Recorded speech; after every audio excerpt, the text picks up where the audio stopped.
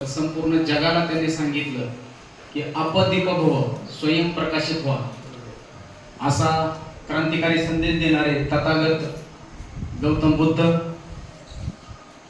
ज्यांनी आपल्या हातातील शस्त्राचा त्याग करून तथागत गौतम बुद्धांचं तत्वज्ञान स्वीकारून संपूर्ण जगाला अहिंसेचा संदेश देणारे सम्राट अशोक,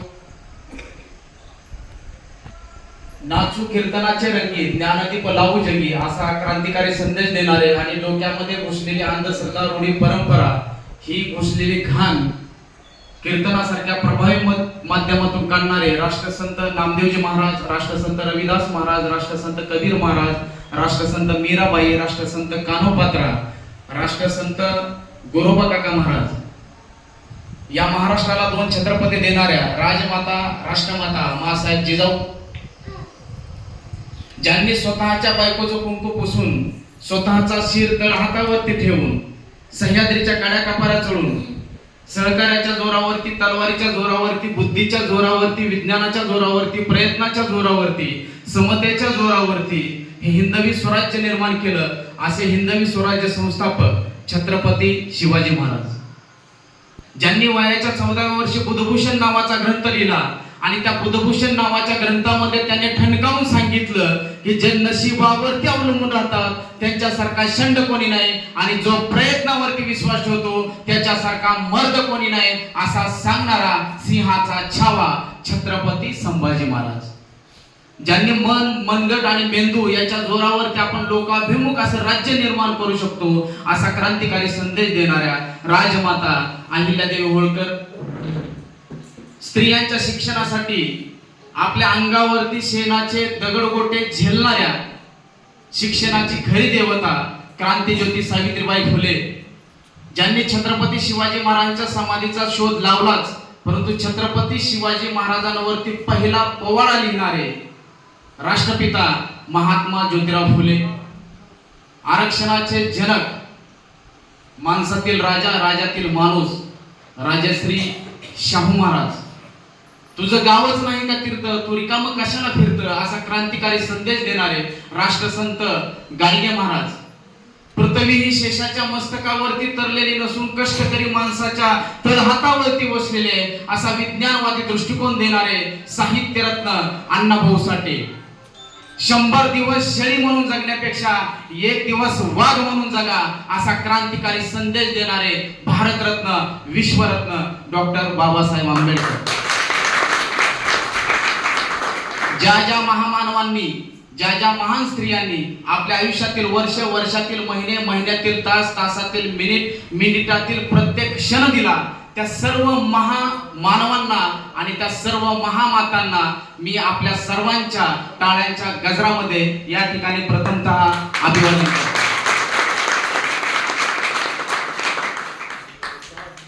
खरं तर 1 ऑगस्ट ह्या दिवशी मी साहित्यरत्न अण्णाभाऊ साठे यांच्या जयंतीच्या निमित्तानं आपल्या गावामध्ये आलो होतो.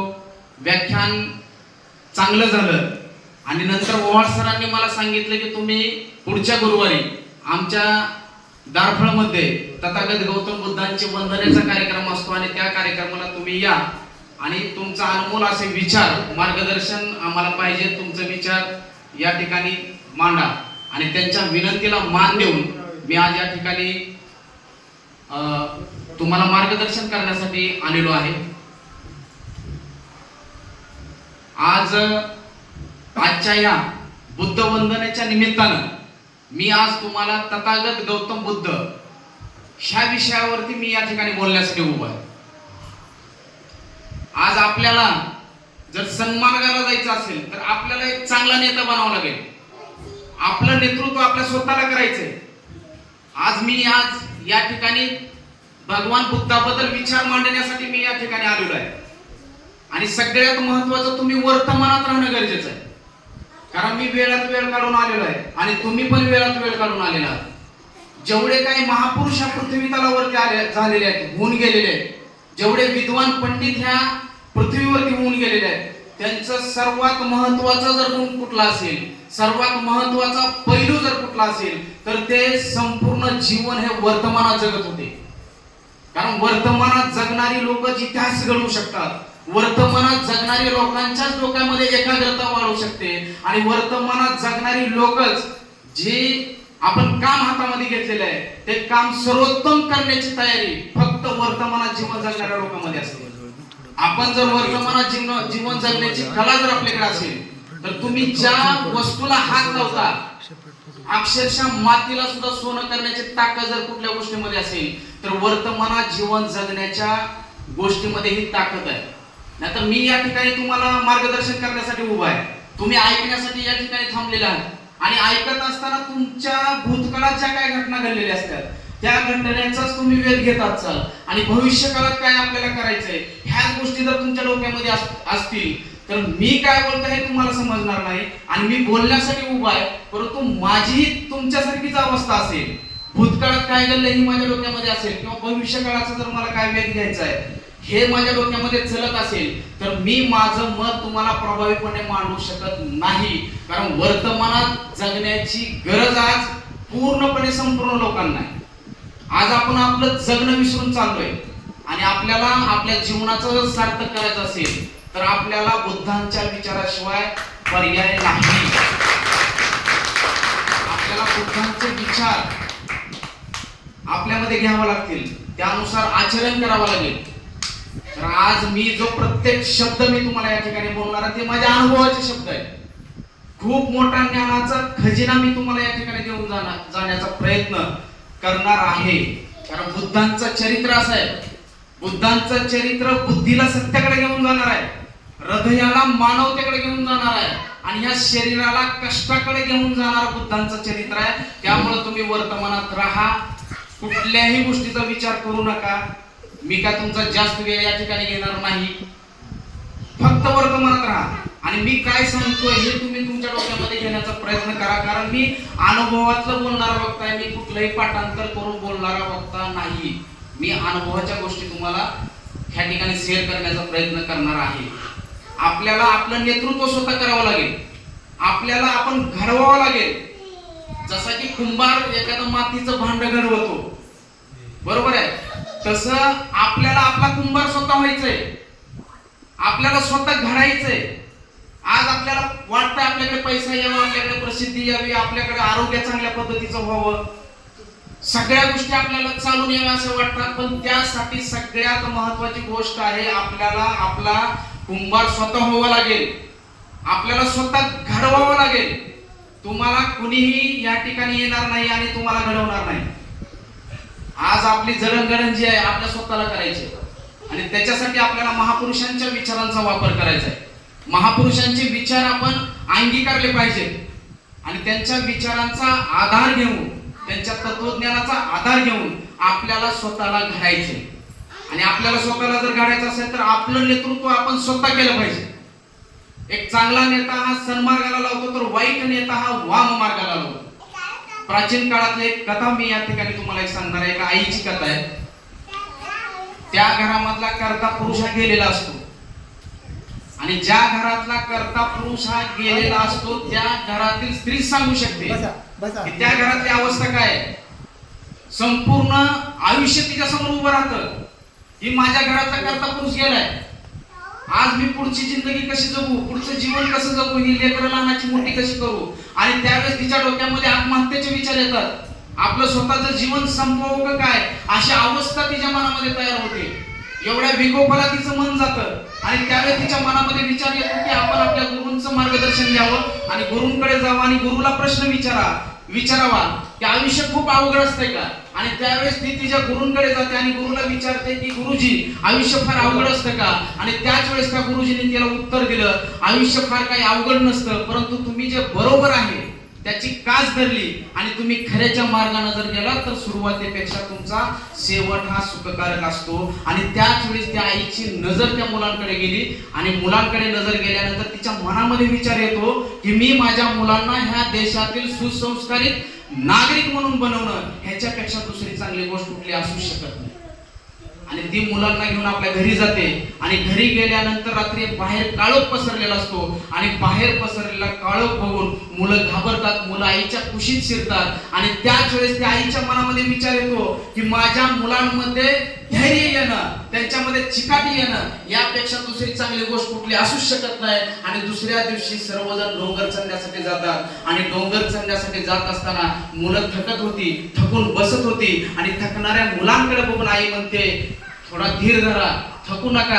आणि बघता बघता आपण त्या ठिकाणी पोहोचू सुद्धा. आणि थोड्याच वेळामध्ये ते डोंगरावरती पोहोचतात आणि त्या रात्री आकाशातील चांदण्याकडे बघत ती सर्व प्रकृतीचे आभार मानत होती की आज मी माझ्या मुलांमध्ये धैर्य आणि चिकाटी आणण्यासाठी जे प्रयत्न केले, ती चिकाटी आणण्यासाठी जे प्रयत्न केले ते प्रयत्न सगळे यशस्वी झाले. म्हणून ती त्या संपूर्ण प्रकृतीचं आभार मानत होती. आणि दुसऱ्या दिवशी रोरवणारं वादळ येतं आणि रोरवणारं वादळ आल्यानंतर ती आपल्या मुलांना म्हणते, ते काळे ढग दिसतात ना, ते काळे ढग त्या काळ्या ढगांच्या पलीकडे भेदून पहा, तुम्हाला चमकणारा सूर्य दिसेल. आणि त्या मुलांनी त्या काळ्या ढगाच्या पलीकडे भेदून पाहिलं. मुलं मोठी होत होती, आई वृद्ध होत होती आणि ती मुलं त्या आईची सेवा करत होती. सेवा करून असं दाखवून देत होती जणू काही आपण कृतज्ञ आहोत, आपण आपल्या आईची सेवा करतो. आईनं जी माझ्या जडणघडणीसाठी जे प्रयत्न केलेले आहेत, जे संस्कार आम्हाला दिलेले आहेत, ते संस्कार वाया गेलेले नाहीत याची जणू काय ते जाणीव करून देत होती. आणि एक दिवस त्या आईच्या समोर मृत्यू येऊन उभा राहतो आणि मृत्यू येऊन उभा राहिल्यानंतर ती आई त्या मुलांना जवळ बोलवते आणि त्या मुलांना सांगते की माझा मृत्यू जवळ आलेला आहे. आणि त्याच वेळेस ती मुलं त्या आईला म्हणतात, आई तू जरी निघून गेलीस तरी तुझं अस्तित्व नेहमी कायम स्वरूपी आमच्या सोबत आहे. तू दिलेले संस्कार आमच्या सोबत आहेत, तू दिलेले विचार आमच्या सोबत आहेत. आणि हेच खरं नेतृत्व आहे, जे नेतृत्व सन्मार्गाला लावतं. हेच खरं नेतृत्व आहे, जे नेतृत्व आपल्या मार्गात येणारे जे काही अडथळे आहेत त्या अडथळ्यांना पार करण्यासाठी लागणारे चिकाटी धैर्य शिकवतं. हेच नेतृत्व आहे. असं नेतृत्व अनेक नेते तयार करत असतं. हे फक्त आपल्या अनुयायांवर लक्ष ठेवत नाही, तर अनेक नेते तयार करण्याचा ते प्रयत्न करत असतात. आणि असंच नेतृत्व आपल्या स्वतःला करायचंय. आणि भगवान बुद्धांनी आपली आई जी आपल्यासाठी करत नाही, आज आपली आई आपल्याला दुःखातून बाहेर येण्याचा मार्ग सांगू शकते का? आज आई जर बघितली तर आई आपल्याला लहानाचं मोठं करते नाही, त्या गोष्टी आपल्याला पुरवते, शिक्षण सर्व गोष्टी देऊ शकते. परंतु दुःखातून बाहेर काढण्याचा मार्ग जर आम्हाला कोणी दिला असेल तर तो मार्ग म्हणजे तथागत गौतम बुद्धांनी आपल्याला तो मार्ग दिलेला आहे. आईपेक्षा सुद्धा श्रेष्ठ जर कोण असतील तर मी म्हणतो भगवान बुद्ध आहेत. कारण आपल्याला जन्म देणारे एक आई वडील असतात आणि आपल्याला विचार देणारे एक आई वडील असतात. आणि जन्म देणाऱ्या आई वडिलांपेक्षा विचार देणारे आई वडील हे कधीही श्रेष्ठ आहेत, कधीही श्रेष्ठ आहेत. आज आपण रक्ताच्या पलीकडची नाती जपणं गरजेचं आहे. जातीसाठी माती खाऊन जमत नाही. कारण तथागत गौतम बुद्धांनी जातीसाठी माती खाल्लेली नाही.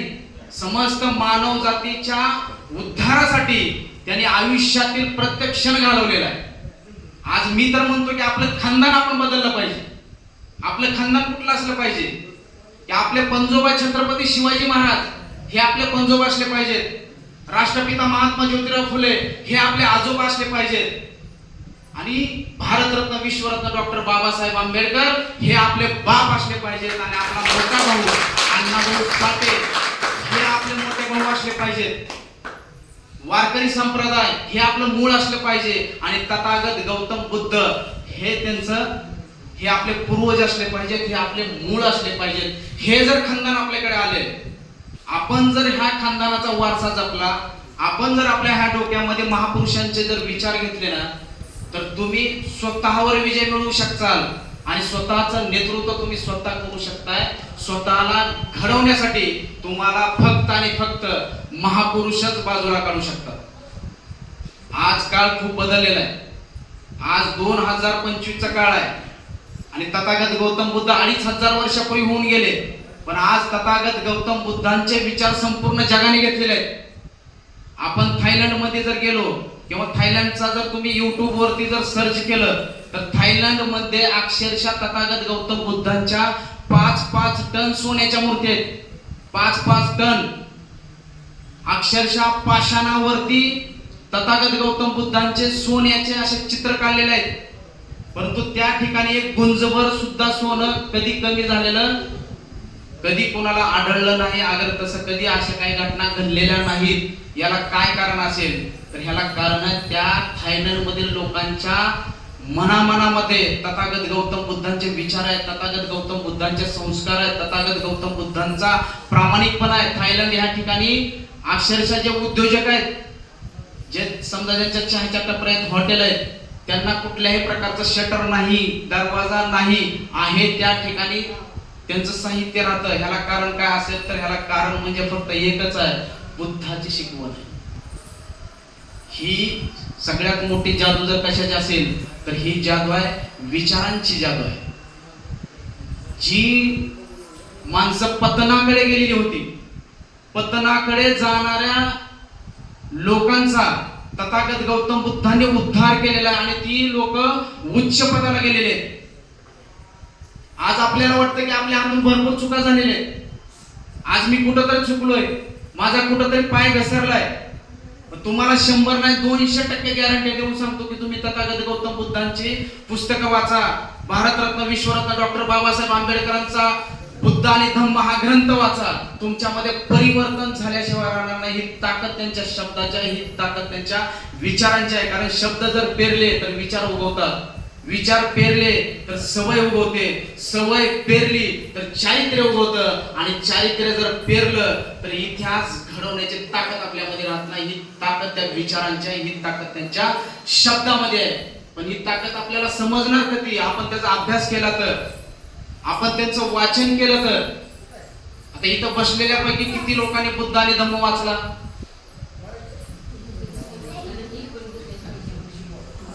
बुद्ध आणि धम्म किती लोकांनी वाचला?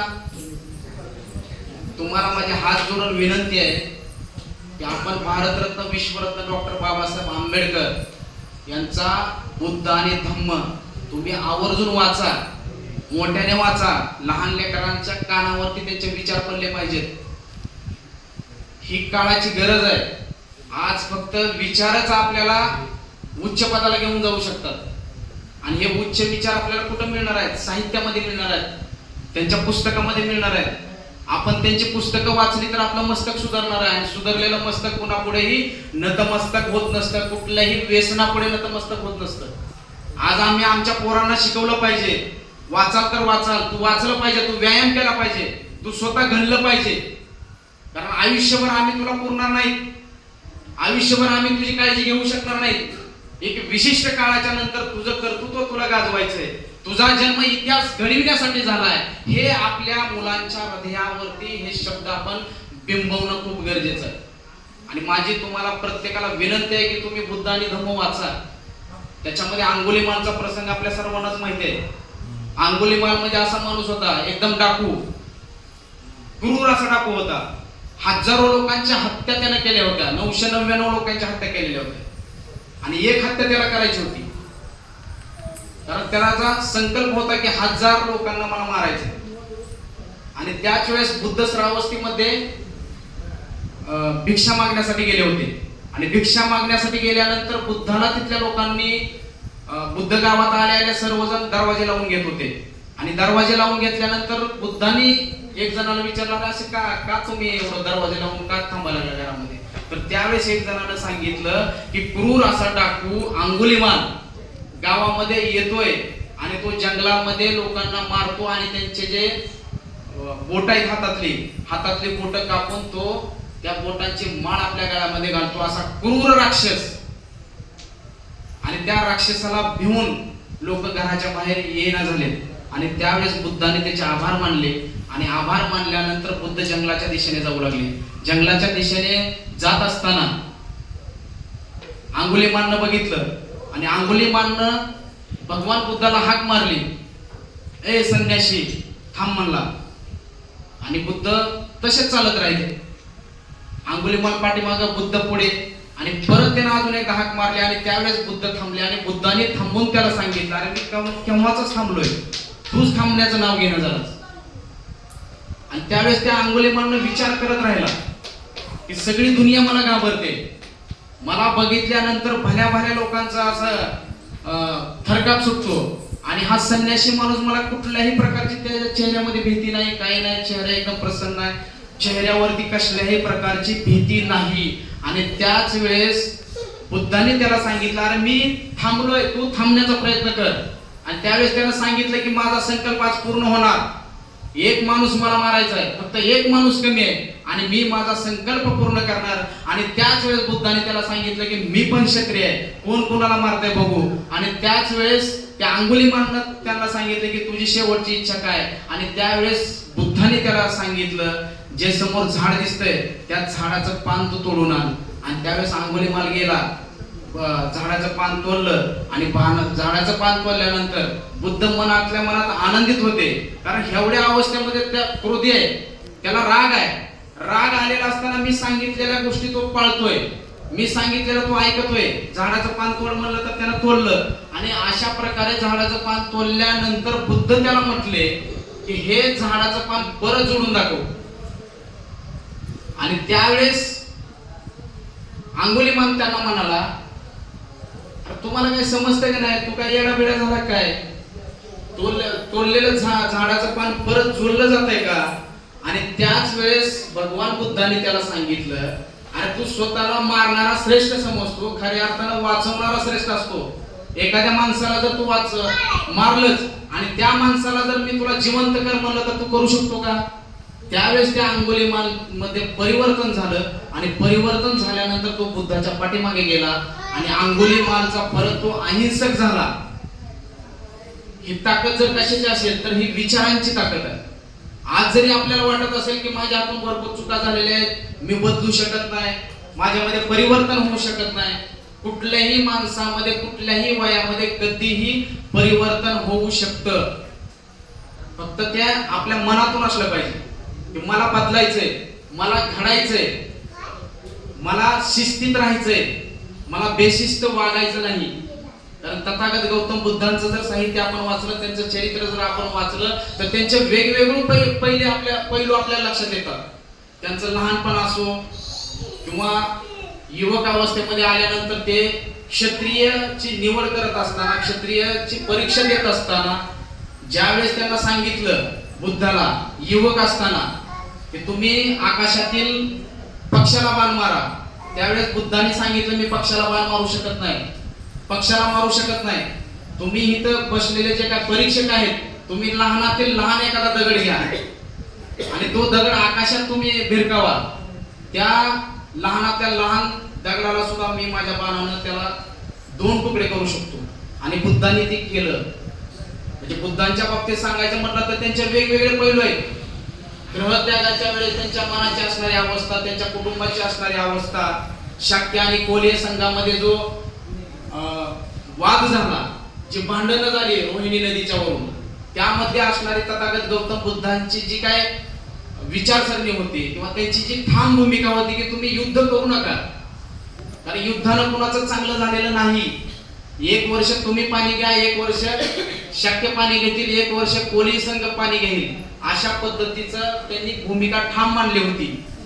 म्हणजे वेगवेगळ्या पैलूवरती बुद्धांचं चरित्र हे वेगवेगळं आपल्याला दिसतं. आणि ग्रहत्याग केल्यानंतर तथागत गौतम बुद्धांना ज्यावेळेस ज्ञान प्राप्ती झाली, ज्ञान प्राप्ती झाल्यानंतर त्यांनी 4 आर्य सत्यांचा शोध लावला की ह्या जगामध्ये दुःख आहे, ते दुःख नाहीसे होतात आणि ते दुःख नाहीसे करण्याचे उपाय आहेत. आणि उपाय म्हणजे कुठला तर आर्य अष्टांगिक मार्ग. कारण ह्या गोष्टी मी अनुभवलेल्या आहेत, मी अनुभवल्यात म्हणून मी तुम्हाला सांगतोय की ज्या घरामध्ये वडील व्यसनी, आई अडाणी आहे, परिस्थिती हलाखीची आहे, अनेक संकट आहेत, अनेक समस्या आहेत, खानदानाच्या 3 पिढ्या अक्षरशः दारूमध्ये बर्बाद झाल्या. आणि अशा अवस्थेमध्ये एखाद्या माणसाकडे भारतरत्न विश्वरत्न डॉक्टर बाबासाहेब आंबेडकरांचा बुद्ध आणि धम्म त्याच्या हातामध्ये पडतो. आणि त्याच वेळेस तो ठरवतो की मला घडायचंय. आणि 20 वर्ष घडण्याचा तो प्रयत्न करतो. 20 वर्ष सातत्यानं तो घडण्याचा प्रयत्न करतोय. आणि तो माणूस दुसरा तिसरा कोण नसून मी स्वतः आहे. 20 वर्ष कंटिन्यू घडण्याचा प्रयत्न करतोय, आजही घडण्याचा प्रयत्न करतोय, कंटिन्यू अभ्यास करतोय. आणि आज सुद्धा एक स्वतःचं आत्मपरीक्षण मी करतोय, स्वतः घडण्यावर जोर देतोय. की कुठलंही घरामध्ये काही नसताना, आचार विचार नसताना, संस्कार नसताना चळवळीच्या माध्यमातून पुस्तकं हातामध्ये आली, पुस्तकं वाचत गेलो आणि स्वतः घडत गेलो. आज लोकांना घडवण्याचा मी प्रयत्न करतोय. समजा मी नुसतं पाठांतर करून आलो आणि इथं तुम्हाला सांगणं हे बरोबर आहे का? मी जसं तुम्हाला सांगतो त्या पद्धतीने मी राहिलं पाहिजे ना. मी तुम्हाला सांगतोय आणि मी वेगळंच वागतोय, त्या चुकीच्या गोष्टी आहेत. कारण परिस्थिती कशी असू द्या, त्या परिस्थितीच्या ढिगाऱ्यावर पाय ठेवून त्या परिस्थितीला आपल्या समोर नतमस्तक करायची ताकद आपल्यामध्ये आहे. पण ती ताकद जर आपल्याला ओळखायची असेल तर आपल्याला बुद्धांचं चरित्र वाचावं लागेल, आपल्याला बुद्धांचे विचार आपल्याला ऐकावं लागतील, त्यांचा अभ्यास करावा लागेल. तथागत गौतम बुद्धांनी आर्य अष्टांगिक मार्ग सांगितलाय. त्याच्यामधला पहिला आहे सम्यक दृष्टी. सम्यक दृष्टी म्हणजे काय? तर वास्तव. आपल्याला समजा समोर एक खुर्ची दिसते, खुर्चीला खुर्चीच म्हणणं, ह्याला सम्यक दृष्टी म्हणतात. अंधारातून प्रकाशाकडे घेऊन जाणारी जी दृष्टी आहे त्याला सम्यक दृष्टी म्हणतात. जे खरं आहे त्याला खरं म्हणणं आणि जे खोटं आहे त्याला खोटं म्हणणं, ह्याला सम्यक दृष्टी म्हणतात. आणि सम्यक संकल्प, आर्य अष्टांगिक मधला दुसरा मार्ग कुठला सांगितला बुद्धाने आपल्याला? सम्यक संकल्प. की मी माझ्या जी जन्म झालेला आहे ह्या जन्माचं मला सार्थक करायचंय आणि माझ्या आयुष्यामध्ये उचित असं ध्येय पाहिजे, मला उच्च पदावर जायचंय, असा जो आपण मनावरती संकल्प करतोय किंवा चांगल्या मार्गावरती मला चालायचंय, वाईट गोष्टी सोडून चांगल्या गोष्टीवरती मला चालायचंय, हा संकल्प ज्यावेळेस तुम्ही तुमच्या मनामध्ये करताय त्यावेळेस तो सम्यक संकल्प आहे. त्याच्यानंतरचा मार्ग सांगितला आपल्याला सम्यक वाचा. सम्यक वाचा म्हणजे काय? जे मी बोलतोय त्याच्यामध्ये कटुता असता कामा नये. मी जे बोलतोय त्याच्यामध्ये सत्यता असली पाहिजे, त्याच्यामध्ये खोटारडेपणा असता कामा नये. त्याच्यानंतरचा सम्यक कर्मांत. कारण पहिल्यापासून म्हणी चालत आलेल्या आहे, जस त्याच्या कर्माचा जस त्याला हिशोब मिळत असतो, जस त्याला जस त्याच्या कर्माची शिक्षा मिळत असते. आपण जीवन जगत असताना आपण जे करत असलेले कर्म आहेत, आपले कर्म हे कुशल कर्म असले पाहिजे, आपले कर्म हे चांगले कर्म असले पाहिजेत. त्याच्यानंतरचा मार्ग सांगितला त्यांनी सम्यक आजीविका. आपण जे आपली उपजीविका भागवतोय, आपण जे उपजीविका भागवण्यासाठी जे काम करतोय ते काम कुणालाही फसवणूक न करता आपली उपजीविका आपण करायची, कुणावरही हिंसा न करता आपली उपजीविका आपल्याला करायची. ही सम्यक आजीविका झाली. आणि त्याच्यानंतरचा मार्ग त्यांनी सांगितलेला आहे सम्यक व्यायाम. आपण जीवन जगत असताना आपल्या मनामध्ये जे काय वाईट विचार येतात, जे निगेटिव्ह विचार येतात, वाईट विचारांचा त्याग करून चांगलं विचार आपल्या डोक्यामध्ये आणणं आणि ह्याच्यासाठी सदैव प्रयत्नशील असणं, ह्याला सम्यक व्यायाम म्हणतात. त्याच्यानंतरच त्यांनी सांगितलं की सम्यक स्मृती. सम्यक स्मृती म्हणजे काय? की आपल्या डोक्यामध्ये कंटिन्यू चांगल्या विचाराची साठवण आपण ठेवायची. आपली जी मेमरी आहे, मेमरी आपल्या मेमरीमध्ये कंटिन्यू चांगले विचार ठेवायचे, कंटिन्यू पॉझिटिव्ह विचार ठेवायचे, कंटिन्यू उच्च पदावर घेऊन जाणारे विचार आपल्या डोक्यामध्ये कायम स्वरूपी ठेवायचे, त्याला स्मृतीत ठेवायचं, त्याला सम्यक स्मृती असं तथागत गौतम बुद्धाने सांगितलं. आणि सगळ्यात शेवटचा मार्ग सांगितलेला आहे सम्यक समाधी. तर सम्यक समाधी म्हणजे काय? तर हे सम्यक मार्ग जे आपल्याला सांगितले आर्य अष्टांगिक मार्ग पहिले 7, हे पहिल्या 7 मार्गासाठी कंटिन्यू आपण प्रयत्नशील राहिलो तर शेवटी कुठेतरी आपल्याला समाधान मिळतं, आपण कुठेतरी आपली स्थिर भावना राहते, आपल्या चेहऱ्यावरती आनंदही राहत नाही, आपल्या चेहऱ्यावरती दुःखही राहत नाही. आणि शेवटी आपलं मन ज्यावेळेस स्थिर राहतं, आयुष्यामध्ये कितीही संकट आली, आयुष्यामध्ये कितीही अडचणी आल्या तरी आपण आपली मुद्रा स्थिर ठेवतो, त्याच्यावरती टेन्शन पण नाही, सुख पण दिसणार नाही, आनंद पण दिसणार नाही. अशी अवस्था ज्यावेळेस आपली येईल तिला सम्यक समाधी असं तथागत बुद्धांनी आर्य अष्टांगिक मार्गामध्ये आपल्याला सांगितलं. त्याच्यानंतर पंचशील आहे. आपण सुरुवातीला आल्यानंतर या ठिकाणी बुद्ध वंदना झाली, पंचशील झालं. तर तथागत गौतम बुद्धांनी पंचशीलामध्ये काय सांगितलंय? सोप्या गोष्टी आहेत सगळ्या. पानातिपाता वेरमणी शिक्कापदं समाधियामी. की मी चोरी ह्याच्यापासून स्वतःला अलिप्त करण्याचा प्रयत्न करीन. अदिन्नदाना वेरमणी शिक्कापदं समाधियामी. मी हिंसा याच्यापासून स्वतःला अलिप्त करण्याचा प्रयत्न करीन. कामेशुचारा समाधी मी व्यभिचारापासून दूर राहण्याचा प्रयत्न करेन. मुसावादा वेरमणी शिक्कापदन समाधी म्हणजे मी खोटं बोलण्यापासून स्वतःला अलिप्त ठेवण्याचा प्रयत्न करेन. आणि सर्वात महत्वाचा म्हणजे सुरा मरे मज्ज पमाद खाना वेरमणी म्हणजे मी मादक पदार्थ, दारू असतील, गांजा असेल, अफवा असेल, याच्यापासून मी स्वतःला अलिप्त ठेवण्याचा प्रयत्न करेन. हे पंचशील आपल्या डोक्यामध्ये राहणं गरजेचं आहे. माझी तुम्हाला हात जोडून विनंती आहे, आपल्याला जर आपला उद्धार करायचा असेल तर खरंच आपण ह्या विचारानुसार चाललं पाहिजे. माझ्या जीवनाचं सोनं झालंय, माझ्या आयुष्याचं सोनं झालंय. तुमच्या खिशात 1 रुपया नसू द्या, तुमच्या खिशामध्ये 1 रुपया सुद्धा नसू द्या, तुमची मार्केटमध्ये शून्य किंमत होणार नाही. परंतु तुमच्या डोक्यामध्ये जर बुद्ध असतील, तुमच्या डोक्यामध्ये जर भारतरत्न विश्वरत्न डॉक्टर बाबासाहेब आंबेडकर असतील, तुमच्या डोक्यामध्ये जर छत्रपती संभाजी महाराज असतील, तुमच्या डोक्यामध्ये जर छत्रपती शिवाजी महाराज असतील, वारकरी संप्रदायाचे विचार तुमच्या डोक्यामध्ये असतील, सम्राट अशोकांचे विचार तुमच्या डोक्यामध्ये असतील, तर मार्केट गाजवायला काहीच वेळ लागत नाही. त्याच्यासाठी डोक्यामध्ये आपल्याला महापुरुष घेऊन फिरावं लागेल. महापुरुषांचा जन्म झाल्यानंतर उत्सव करणं तर खूप गरजेचं आहे, नाचणं गरजेचं आहे, डान्स करणं गरजेचं आहे, कारण तो आनंदाचा दिवस आहे ना, महापुरुष जन्माला त्या दिवशी. परंतु त्याच्या पलीकडे आपण डोक्यात घेणं गरजेचं आहे. 12 महिने 24 तास महापुरुष आपल्या डोक्यामध्ये पाहिजेत. आर्य अष्टांगिक मार्ग आपल्या डोक्यामध्ये पाहिजे. त्यानुसार आपण वागलं पाहिजे. मी वागलोय, माझ्या जीवनाचं सोनं झालंय, मी माझं खानदान बदललंय, मी रक्ताच्या कुठल्याही नात्याला किंमत देत नाही. मी विचारांचीच नाते तुम्हाला माझे दिसणार. जी माणसं मी विचारांत जोडलेली आहेत ती रक्ताच्या नात्यापेक्षा मला जीव जास्त लावतात. त्याचं कारण जर काय असेल, ते विचारामध्ये ताकद आहे.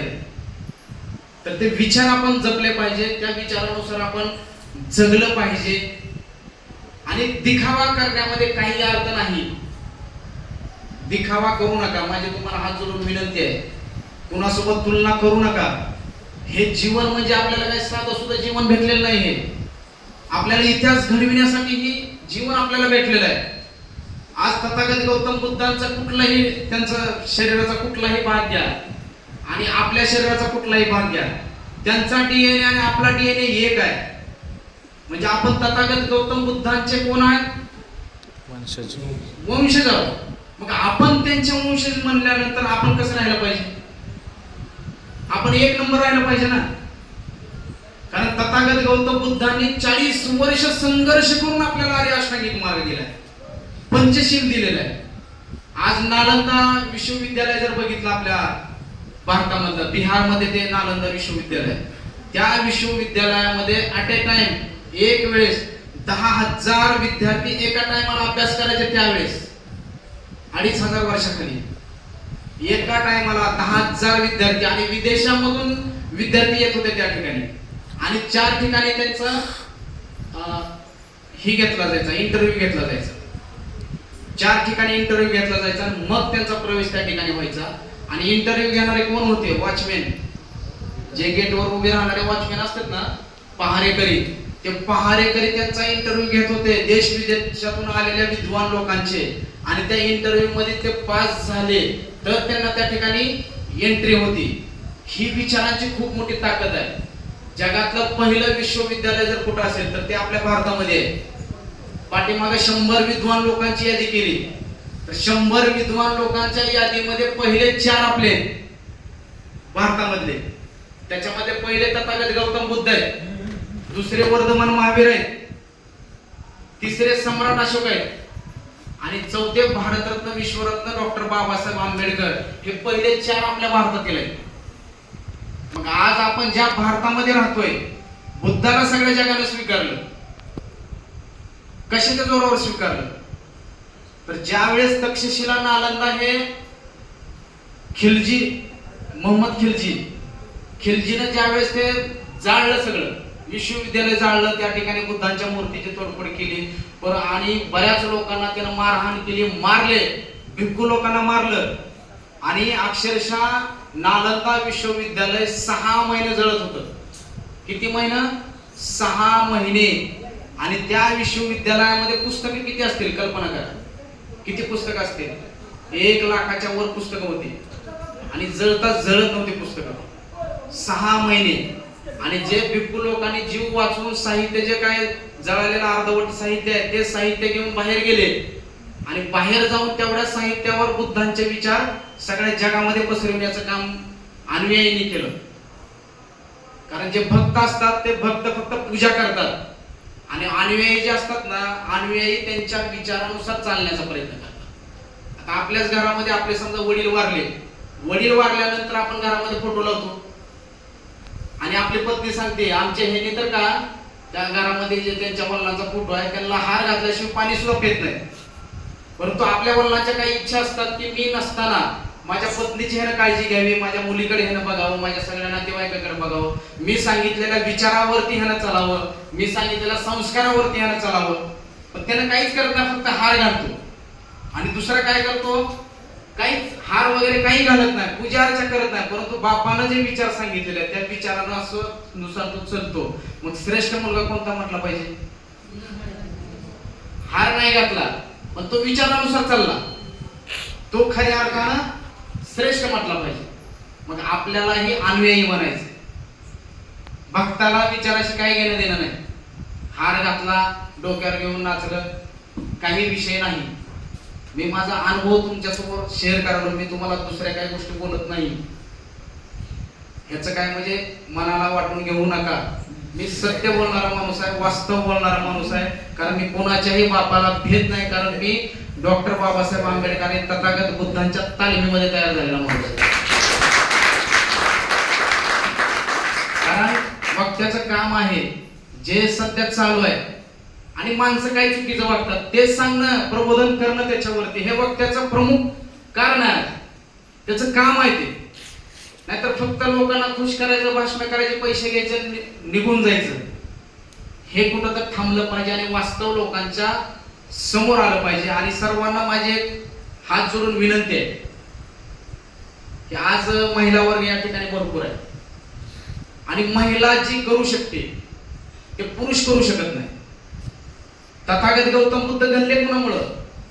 त्यांची सावत्राई महामाया, बरोबर आहे, त्यांच्यामुळे घडले. त्यांचे संस्कार तथागत गौतम बुद्धावरती होते. कारण तथागत गौतम बुद्ध हे महामायाचे म्हणजे पुत्र नव्हते, तर त्यांच्या बहिणीचा मुलगा होता. सिद्धार्थ हा बहिणीचा मुलगा होता.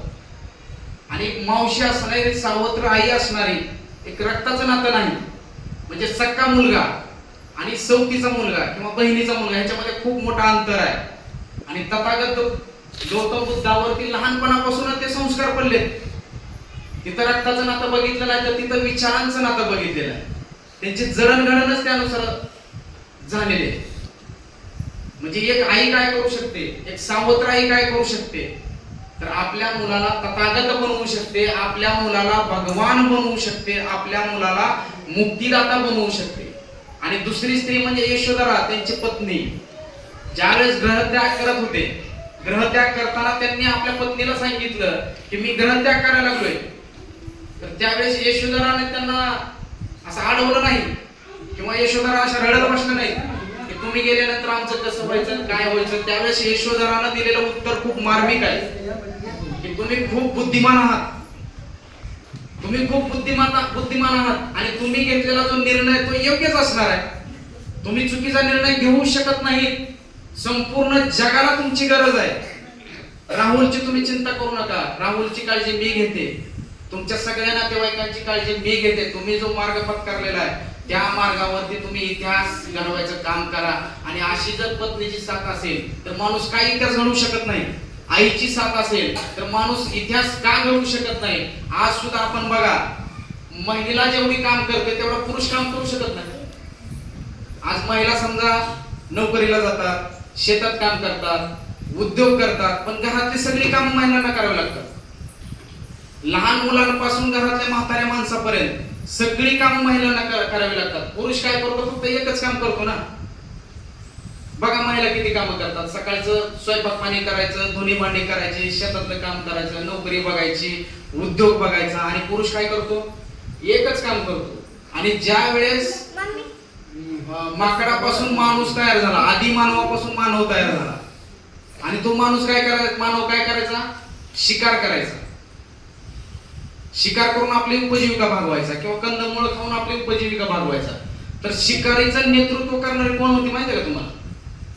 समजा 50 लोकांची टोळी असेल, 100 लोकांची टोळी असेल, तर शिकारीचं नेतृत्व हे महिला करत होती त्या काळामध्ये. महिलांना सगळं नेतृत्व करायचं. तू ह्या ठिकाणी थांब, तू त्या ठिकाणी थांब, तू त्या ठिकाणी थांब, तू ह्याचा पाठला कर, तू हातामध्ये हे शस्त्र घे. हे सगळं महिला नेतृत्व करायची. म्हणजे महिला किती बुद्धिमान आहे. आपल्या देशात शेतीचा शोध कोणी लावला माहिती आहे का तुम्हाला? महिलांनी शोध लावलेला शेती. आणि शेती सोबत जनावरं लागतात. गाय आपल्याला दूध देते, गाय तसंच आपल्या शेतीसाठी बैल देतो. आपण गाय पाळली पाहिजे, बैल पाळलं पाहिजे, शेळी पाळली पाहिजे. हे विचार कोणी घातले? महिलांनी पुरुषांच्या डोक्यामध्ये घातले. म्हणजे ह्याचे वेगवेगळे शोध महिलांनी लावण्याचं काम केलेलं आहे. महिलांमध्ये एवढी मोठी ताकद आहे, ती महिलांनी आपली ताकद ओळखणं गरजेचं आहे. पण आज महिलांचं झालंय कसं, आपली ताकद ते ओळखणं झालं. कुठंतरी आपण आपला इतिहास विसरायला लागलोय. शेतीचा शोध लावणारे आपण आहोत, शिकारीचं नेतृत्व करणारे आपण आहोत.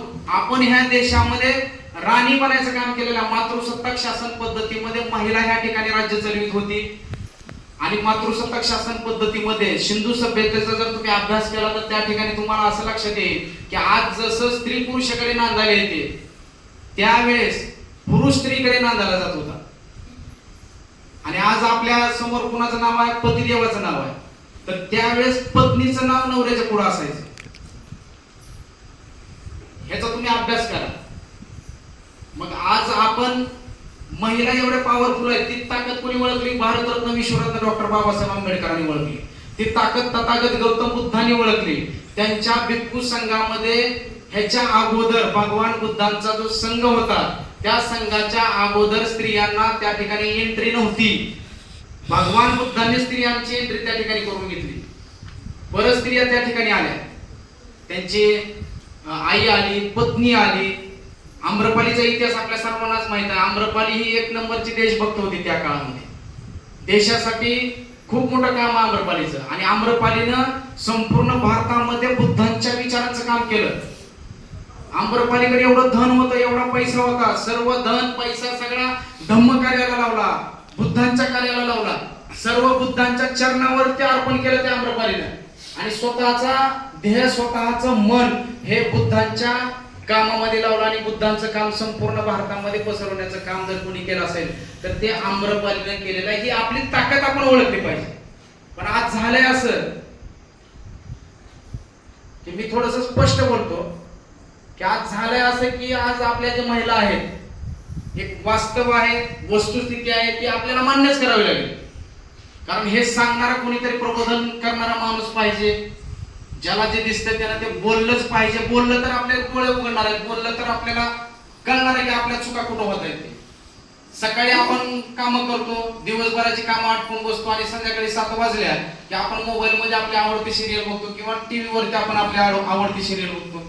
आणि आवडती सिरियल बघायला लागलो आपण, आवडती सिरियल बघता मन लावून एकदम चांगल्या पद्धतीने आपली सिरियल चालू असते. आणि सिरियल संपायच्या बरोबर टायमिंगला आपली आवडती हिरोईन समोर येते.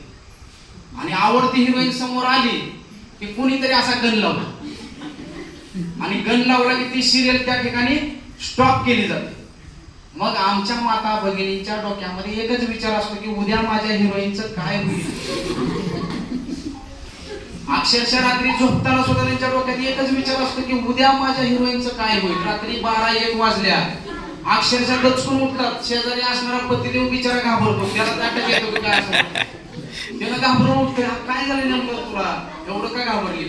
त्यावेळेस ती म्हणते नाही हो, काय नाही हो, ते उद्या माझ्या हिरोईनचं काय राहील का नाही, का सिरियल संपत्ती, ह्याचं मला जास्त टेन्शन आहे. आणि दुसऱ्या दिवशी सकाळी उठल्यावर सुद्धा त्यांचं चक्र चालू झालं सिरियल की आज माझ्या हिरोईनचं काय होईल. दिवसभर कामात मन लागत नाही. लेकरांचा अभ्यास ही मला काही घेणं देणं नाही.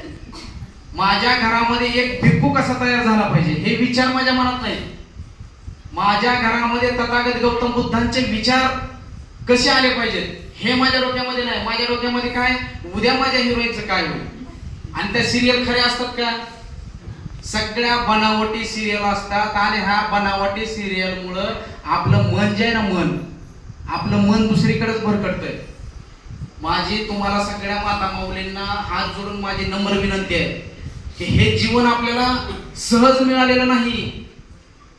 टाइमपास करून आणि मोबाईल मध्ये काहीही बघून आपलं आयुष्य बर्बाद करू नका. माझी तुम्हाला नम्र विनंती आहे. बघायचंय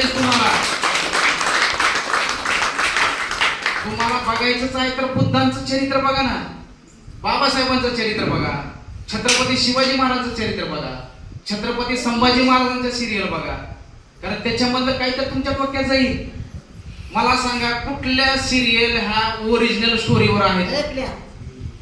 ज्या सिरियल मध्ये सासू सुनाची भांडणं आहेत, ननंद भाऊजाईची भांडणं आहेत, सवती सवतीची भांडणं आहेत, भावा भावाची भांडणं आहेत, घरामध्ये माणसात माणूस ठेवायचा नाही असं सिरियल वाल्याने ठरवलेलं आहे. सिरियल बघून घटना घडलेल्या आहेत. घडलेल्या घटना सिरियल मध्ये दाखवत नाही, तर सिरियल बघून माणसं बिघडायचं काम चालू आहे.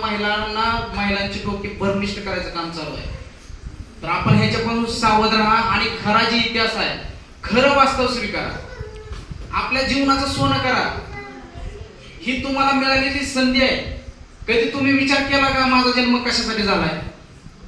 कधी तुम्ही विचार केला का की इतिहास घडविण्यासाठी माझा जन्म झालाय? का बरं माझा जन्म झाला असेल? कशासाठी झाला असेल? माझ्या हातात आज 24 तास आहे. ह्या 24 तासामधला मी वेळ किती वाया घालवतो हे आपण कधी विचार केलाय? आपण स्वतःच्या आरोग्याकडे कधी लक्ष दिलंय? 3-3 तास, 4-4 तास, 5-5 तास आपण सिरियल बघतो, पण स्वतःच्या आरोग्याकडे लक्ष दिलंय? आपण सकाळी 24 तास आपण गॅसच्या समोर असतोय. कधी सकाळी उठलं कोमट पाणी करून पेलो आपण स्वतःच्या आरोग्यासाठी. आपण दुसऱ्याला पंचपक्वान्न खाऊ घालचा. परंतु आज घरामध्ये जर स्त्री सुरक्षित नसेल तर बाकीचं काय सुरक्षित राहणार आहे का? आपले लेकरं सुरक्षित राहणार आहेत का? स्त्रीचाच माइंड व्यवस्थित नसेल, आपल्या घराला चलवणारी जर कोण असेल तर ती स्त्री आहे. आपल्या घरातला केंद्रबिंदू जर कोण असेल तर ती स्त्री आहे. आणि ती स्त्री जर सिरियलच्या नादाला लागून आपलं आयुष्य बर्बाद करत असेल तर आपल्या घरामध्ये डॉक्टर कसे होतील, इंजिनियर कसे होतील, क्लास 1 अधिकारी कसे होतील? नाही जरी कोणी काय झालं, आपल्या घरातला एक तरी माणूस, एक तरी मुलगा महापुरुषांच्या कामासाठी असा मोकळा सोडा. तुम्ही ते संस्कार तुम्ही द्या आपल्या लेकरांना. ते देणं खूप गरजेचं आहे. का प्रत्येक घरामध्ये एक तरी भिक्खू तयार होणार? आज मी समजा नेहरू पायजाण्यामध्ये या ठिकाणी आलोय, पण माझ्यामध्ये एक संन्यासी मन आहे. माझ्या शरीरामध्ये एक संन्यासी मन आहे, तसंच प्रपंचिक मन आहे. प्रपंचिक मनाचा वापर ज्या ठिकाणी करायचा त्या ठिकाणी करायचा. संन्यासी मनाचा वापर ज्या ठिकाणी आपल्याला करायचा त्या ठिकाणी आपल्याला करायचा. संन्यासी मन आपलं राहिलं पाहिजे. आपल्यामध्ये लहान लेकरू जिवंत असलं पाहिजे. आज आपण आपल्या मनामध्ये, आपल्या शरीरामध्ये लहान लेकरू जीवन ठेवतो का? खळखळून आपण हसतोय का? एखाद्या सोबत समजा भांडणं झाली तर विसरतोय का आपण? तर आपल्या मध्ये एक लहान मूल जिवंत असणं खूप गरजेचं आहे. बरोबर आहे का चुकीचं बोलतो मी? बरोबर आहेत ना? वर्तमानात आहेत का सगळे? कारण वर्तमानात राहणारे लोक इतिहास घडवू शकतात. कारण सिरियल ज्या पद्धतीने आपण मन लावून बघतो, पूर्ण वर्तमानात डिस्टर्ब केलेला सुद्धा आपल्याला चलत नाही. तसं समजा मी तुमचा एक लहान मुलगा आहे, भाऊ आहे तुमचा, एक मुलगा भाऊ या नात्यानं मी तुम्हाला सांगायलोय, कळकळीची विनंती तुम्हाला करायला लागलोय की खरंच तुम्हाला सांगतो हे जीवन खूप सुंदर आहे हो, पण हे जीवन आपण कुठं घालवलोय आपल्याला समजायले का? आज भिक्खू होण्यासाठी त्याला चिवरच धारण करावं असं काही नाही. टाय कोटामध्ये सुद्धा तुम्ही भगवान बुद्धाचे नियम पाळू शकताय. प्रपंच करताना सुद्धा तुम्ही भगवान बुद्धाचे नियम पाळू शकताय. विद्यार्थी दशेमध्ये सुद्धा तुम्ही भगवान बुद्धांना स्वीकारून क्रांती करायची ताकद तुमच्यामध्ये आल्याशिवाय नाही. ताकद भगवान बुद्धांच्या विचारांच्या, डॉक्टर बाबासाहेब आंबेडकरांच्या विचारांची ती ताकद आहे. का नुसतं आपण डोक्यावरच घ्यायचंय? आपल्या घरामध्ये का घडू नये? भिक्खू का घडू नये आपल्या घरामध्ये? बाबासाहेबांचा अन्वयी का घडू नये? मी नुसतं बाबासाहेबाला बाप मानायचं, पण मी पुस्तकच हातात घेत नाही. माझा अधिकार आहे का हे माईक घेऊन तुम्हाला बाबासाहेब सांगायचा? बरोबर आहे. मी भगवान बुद्धांचं नाव घेतोय आणि भगवान बुद्धांनी जे विचार सांगितले त्या विचारानुसार मी चालतच नाही. खोट्याच गोष्टीला स्वीकारतोय, खोटच बघतोय, 24 तास माझे बर्बाद होत आहेत. आज तुम्हाला माझी कळकळीची विनंती आहे की ही जी मोबाईल आहे, मोबाईल आज जर भगवान बुद्ध असते, भारतरत्न डॉक्टर बाबासाहेब आंबेडकर जर असते, तर त्यांनी आज काय केलं असतं माहिती आहे का? दारूपेक्षा भयानक व्यसन ह्या मोबाईलचं लागलेलं आहे. मोबाईल हा तुमच्यासाठी शाप्य आहे आणि मोबाईल हा तुमच्यासाठी वरदान पण आहे. मोबाईलचा वापर कसा करायचा हे आपल्यावर डिपेंड आहे. आणि मोबाईल म्हणजे माहितीचं भन्नाट असं भांडार आहे, भांडार. तुम्ही आरोग्याबद्दल माहिती मोबाईलला विचारा, युट्यूबवर तुम्हाला सगळ्या गोष्टी सांगते. वजन कसं कमी करायचं सांगते, वजन कसं वाढवायचं त्या गोष्टी सांगते, स्मरणशक्ती कशी वाढवायची ह्या गोष्टी सांगते. पण आपण काय करतो, त्या रीलच्या नादाला लागलोय. 1 मिनिटाची रील असते, पण एक एक रील बघण्यामध्ये आपले 5 तास कसे जातात हे आपल्यालाच कळत नाही. आपली लेकरं मोबाईल हातात घेतला की 3-3 तास मोबाईल सोडत नाही. हा लेकरांचा दोष नाही, हा दोष आहे आपल्या आई-वडिलांचा दोष आहे. लेकराच्या समोर आई मोबाईल बघत असेल, बाप मोबाईल बघत असेल, आई इकडे रील बघत असेल, बाप इकडे नुसते डान्सेस सीन बघत असेल किंवा कॉमेडी बघत असेल किंवा चित्रपट बघत असेल, त्या बालमनानं तुमचा काय आदर्श घ्यावा किंवा आपल्या आई वडिलांचा आदर्श काय घ्यावा? आणि ज्यावेळेस आई वडील म्हातारे होतात त्यावेळेस ते पुढच्या पिढीला दोष देतात की पुढची पिढी बिघडली, पुढची पिढी बिघडली. पुढची पिढी बिघडली कुणामुळे बिघडली? ह्या पण गोष्टी खूप महत्वाच्या आहेत. मोबाईलचा चांगला वापर करा. जी माणसं सकाळची वेळ आहे का, सकाळची वेळ आता इथं किती लोकांना वाटतंय माझं जीवन आनंदी व्हावं? सगळ्यांनाच वाटतंय, सगळ्याच्या हात वर आहे. तर माझी तुम्हाला हात जोडून विनंती आहे बरं का, हे मी माझ्या अनुभवाचं बोलतोय कारण मी आनंदी आहे. मी रात्री 9:15 जरी असं बोललो ना, 15 मिनिटात मला अशी झोप लागते ना. एखादा राजा, एखादा बादशाह ज्या पद्धतीने झोपतो, एखादा श्रीमंत माणूस, अक्षरशः त्या पद्धतीने मी 15 मिनिटात झोपतोय. माझी पत्नी इथं साक्षर आहे, तिला विचारा. 15 मिनिटात झोपतो मी. ह्याचं कारण काय? आणि सकाळी उठायला मला आता अलार्मची गरज नाही. सकाळी बरोबर 4 वाजता मला जाग येते, बरोबर सकाळी 4 वाजता उठतोय. तर मी माझं आनंदी जीवन जगतोय. आनंदी जीवन जगण्यासाठी कोण म्हणतं पैसा लागतंय? कोण म्हणतं पैसा लागतंय? आणि करोडपती अब्जाधीश लोक सगळेच आनंदी आहेत असं दाखवून द्या मला. आनंदी जीवन जगण्यासाठी मी तुम्हाला 3 सूत्र सांगतोय ह्या ठिकाणी बरं का. 3 सूत्र. सकाळ आरोग्यासाठी उद्यापासून फॉलो करा, नुसतं ऐकू नका. बाबा काल एक माझा मुलगा आलता, माझा भाऊ आलता आणि त्याने काहीतरी बाबा सांगून गेला, अनुभवाच्या गोष्टी सांगून गेला, त्याला त्याच्यातून फळ भेटलं आणि ते फळ आपल्याला वाटून गेलाय. विचार वैभवाचा खजिना देऊन गेलाय तो माझा भाऊ. आणि माझ्या भावानं सांगितलं त्या पद्धतीने मी चालला. असं उद्यापासून ह्या गोष्टी तुम्ही फॉलो करा. सकाळची जी वेळ आहे ती आरोग्यासाठी घालवा तुम्ही. आणि दिवसभर आहे, दिवसभर मेहनत करा आणि रात्री आराम करा. लक्षात आलं मी काय म्हटलं? सकाळी आरोग्य, दिवसभर काम आणि रात्री मेहनत. ह्या त्रिसूत्री कार्यक्रम तुम्ही 100 दिवस जर फॉलो केले का, 100 दिवस, तुम्हाला तुमच्या आयुष्यामध्ये चमत्कार झालेला दिसेल. चमत्कार. तुम्हाला झोपेसाठी गोळी खायची गरज नाही किंवा उगाचच 12-12, 1-1 वाजेपर्यंत रील बघायची तुम्हाला गरज नाही. ऑटोमॅटिक झोप लागली पाहिजे. आपण काय करतो माहिती आहे का? सकाळची जी वेळ आहे आरोग्यासाठी वेळ आहे. इथले किती लोक असे आहेत ते आरोग्यासाठी वेळ देतात मला सांगा? ह्यांचा ह्या माझ्या आईचं टाळ्यांच्या गजरात त्यांचं स्वागत करायचं. कारण सिर सलामत तो पगडी 50. मी जर सुरक्षित असेल तर मी माझ्या घराला सुरक्षित ठेवू शकतो. मी जर रोगीला असेल, माझ्यातच अनेक रोग आहेत, मी समोरच्याला काय प्रोत्साहन देणार? बरोबर आहे का चुकीचं आहे? अनेक रोगांचं भांडारच माझं शरीर असेल तर मी समोरच्याला प्रोत्साहन देऊ शकतो का? देऊ शकत नाही. घरामध्ये आपण मजबूत राहणं गरजेचं आहे. आणि घरामधला जो कर्ता पुरुष आहे आणि करती स्त्री आहे, ह्यांनी आरोग्याच्या बाबतीत तर जागच राहिलं पाहिजे, बिलकुल जागा राहिलं पाहिजे. कारण आपले महापुरुष आरोग्याने कसे होते? कणखर होते. भगवान बुद्धांचं आरोग्य कसं होतं?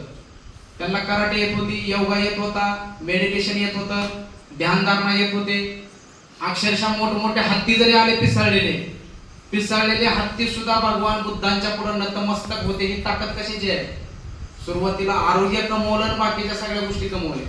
आज आपल्याकडे जर आरोग्यच नसेल, करोडो रुपये आहेत आपल्याकडे, पण आरोग्यच नसेल, काय त्या करोडो रुपयाला जाळायचे का? मला सांगा, जाळायचे का त्याला? पण आज आपण काय करतो? सकाळी उठले की हातात मोबाईल, सकाळी उठले की पैशाचा विचार, दिवसभर काम करायचं सोडून मोबाईल किंवा काम करायचं सोडून पैशाचाच विचार, आणि संध्याकाळी आरामाची वेळ असते आपली, तर आरामाची वेळ सोडून आपण मोबाईल बघत बसतो किंवा पैशाचाच विचार करतो. पैशाचा विचार करून पैसे आपल्याकडे येणार आहेत का? बिलकुल येणार नाहीत. त्याच्यासाठी स्वतःला घडवावं लागेल, स्वतःच्या स्किलला आपल्याला फोकस करावं लागेल, आपल्याला अभ्यास करावा लागेल.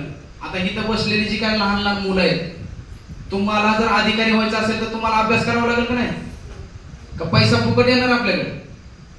आपल्याला उच्च पदावर जायचंय, तर उच्च पदावर जाण्यासाठी काय करावं लागेल? मेहनत घ्यावी लागेल, अभ्यास करावा लागेल. समाजाचं नाव जर मोठं करायचं म्हटलं तर आपल्याला अभ्यास करावा लागेल का नाही?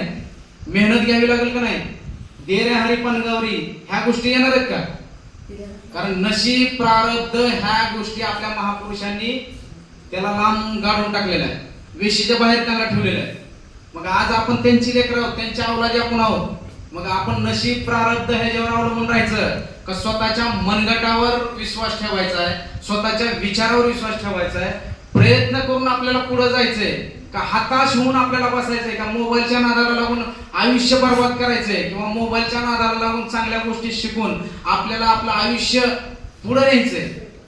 काय करावं लागेल आपल्याला? बरोबर आहे का चुकीचं आहे मी जे बोलतो ते? तुमच्या डोक्यात बसतंय ना मी काय बोलतोय ते? आज मी माझं उदाहरण सांगतो तुम्हाला. मी सकाळची वेळ पूर्णपणे माझ्या आरोग्यासाठी देतो, पूर्णपणे दिवसभर भरपूर मेहनत करतोय आणि रात्री 9:15 वाजले की बराबर आराम. कारण ह्या त्रिसूत्री कार्यक्रमाचा मला फायदा झालाय,